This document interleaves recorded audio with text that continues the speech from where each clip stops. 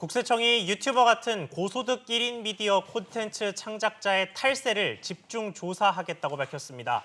이 관련 산업이 크게 성장하면서 탈세를 위한 다양한 편법이 나오는 걸 막겠다는 겁니다.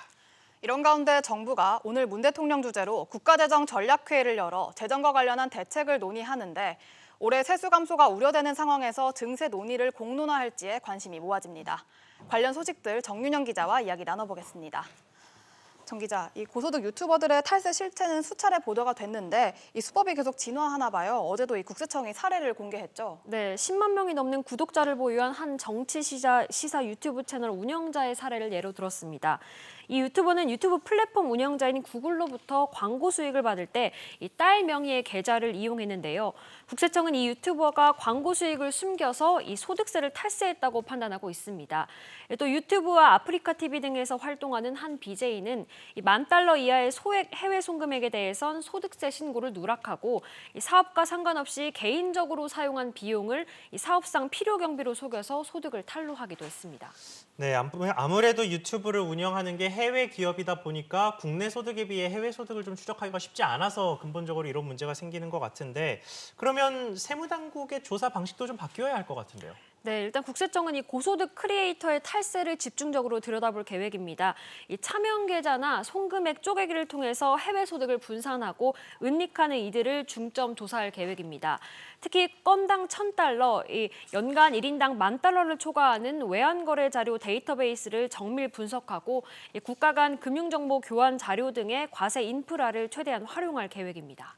네, 다른 소식도 짚어보겠습니다. 오늘 문재인 대통령이 청와대에서 이 국가재정전략회의를 연다고 하는데 구체적으로 어떤 내용이 논의될 전망인가요? 네, 이 국가재정전략회의는 국가재정과 관련한 최고위급 의사결정회의인데요. 이 정부는 이 회의를 거쳐서 오는 9월 내년도 예산안과 함께 2020년에서 2024년 국가재정 운용 계획을 국회에 제출합니다. 오늘 회의에는 정부와 더불어민주당, 청와대 주요 인사들이 참석해서 포스트 코로나 시대에 대비한 재정 전략을 논의할 것으로 보입니다. 특히 정부가 코로나19 위기 극복을 위해서 재정 지출을 늘리는 상황에서 재정 지출 증가 속도와 관련해 어떤 논의가 이루어질지 주목됩니다. 일각에서는 증세 논의가 이루어질 것이란 전망도 내놓고 있는데요.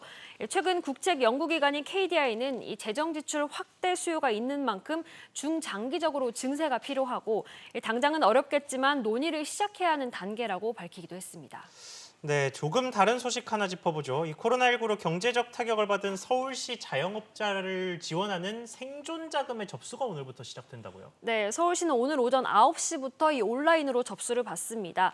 지난해 연매출 2억 원 미만, 2월 말 기준 서울에 6개월 이상 사업자 등록을 한 자영업자와 소상공인이 신청 대상인데요. 선정되면 2달간 70만 원씩 모두 140만 원을 현금으로 지원받을 수 있습니다. 이 온라인 신청 시 별도 제출 서류 없이 휴대전화 본인 인증을 거쳐서 이름과 주민등록번호, 이 사업자 등록번호, 계좌번호 등만 입력하면 됩니다. 이 방문 신청은 다음 달 15일 시작됩니다. 네, 정 기자 잘 들었습니다.